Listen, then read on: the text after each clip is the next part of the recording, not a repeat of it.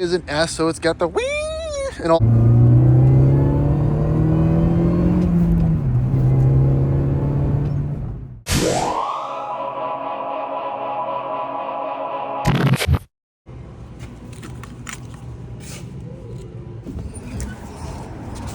Alrighty, welcome back to the Addicted Motors YouTube channel. I just pulled my back. My name is Troy.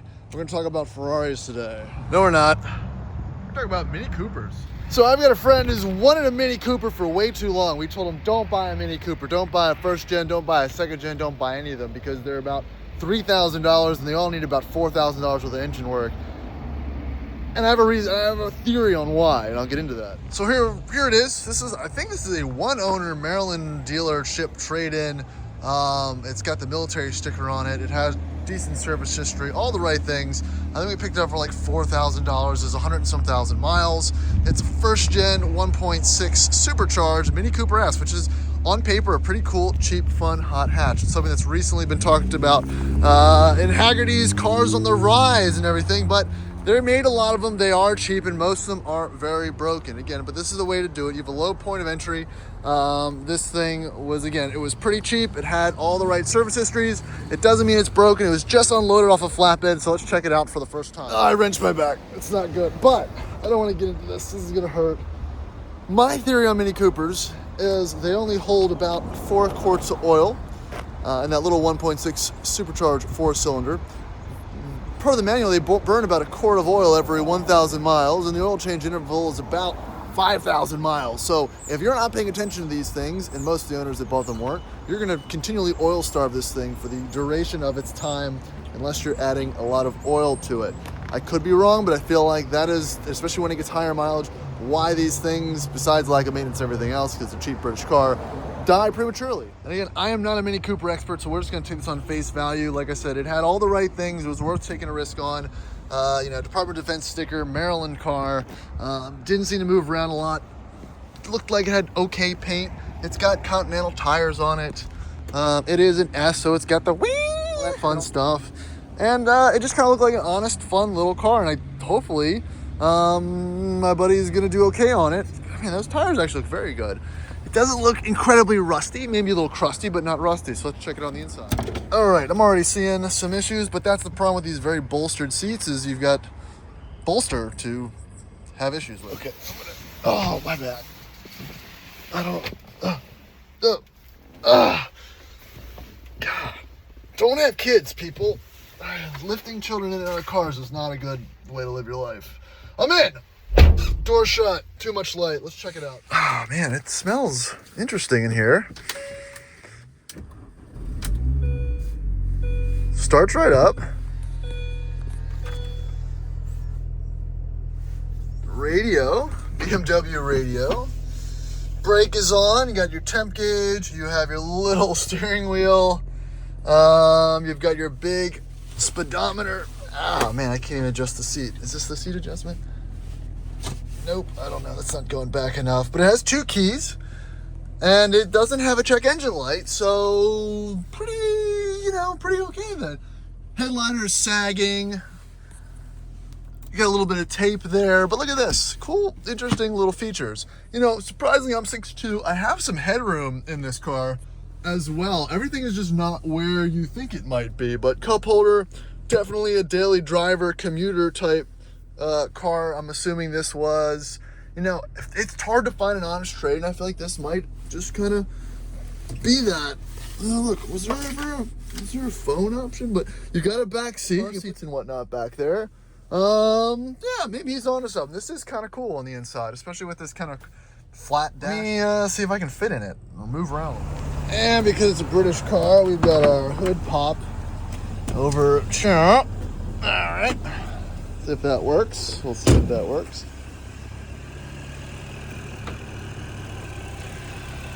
That didn't work. So here it does. It sounds okay. Some interesting goo around the power steering. It has a crack in the windshield. Again, cheap Mini Cooper. It's going to be, not really sure if this is a series or anything like that, but we're going to, obviously Andy's going to have this looked at, and we're going to determine whether or not it's worth buying one of these cheap, or are they all just going to explode? Because it's my theory that again, they are going to just explode, but I guess it's about the car you buy. All right, so actually Andy's going to get this looked at right now, and Matt's going to ride along as we take it around the block for the first time. Honestly, it feels okay. I'm not sure what that horrendous noise is. Probably just rusty brakes. No place for a camera. Here, I'll let you be a cameraman. Thank you.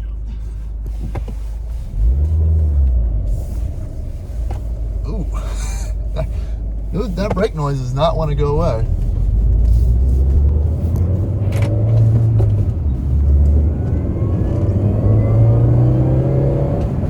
Well, it does many things.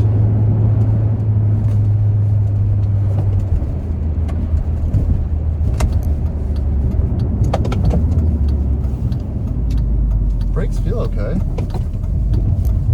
Luckily the transmission feels good. Airbag light's still on. I don't think that matters in Virginia.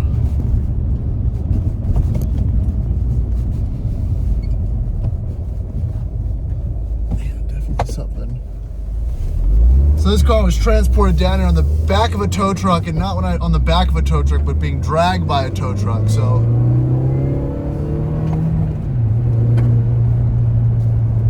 yeah, it's got decent tires on it. Brakes work. Alright, you hear any clunks? Nothing's too alarming. Yeah. I think I get the Mini Cooper thing now.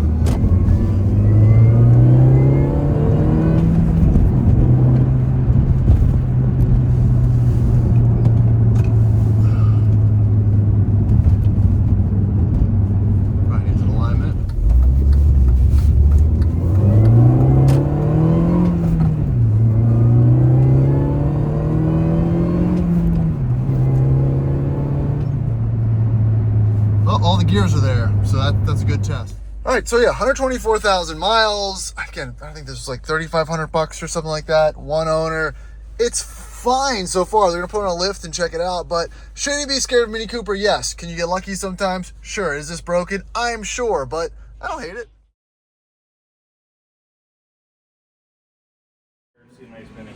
There are no nice Minis, just like there's no nice Rovers. It's because they're British.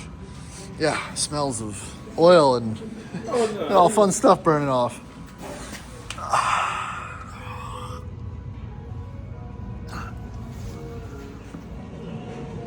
That's a problem. I wonder when the last time they changed the oil correctly was. Yay. Well, you just saw that, so now the car's totaled. Like I said, all Winnies are worthless, and you probably shouldn't buy one. We got to pull the whole engine out, so catch you on the next video. So that's gonna be it for this one. I want to know in the comments, would you have bought that Mini Cooper or any Mini Cooper sight unseen at a dealer auction?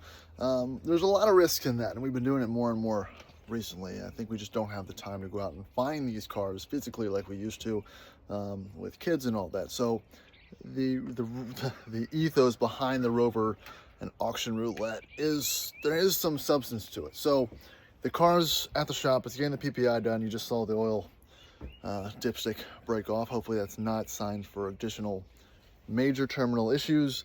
So again, let me know in the comments if you would have bought this car. We'll find out in the future how it looks long term. So like and subscribe, and check out the rest of my videos. See you in the next one.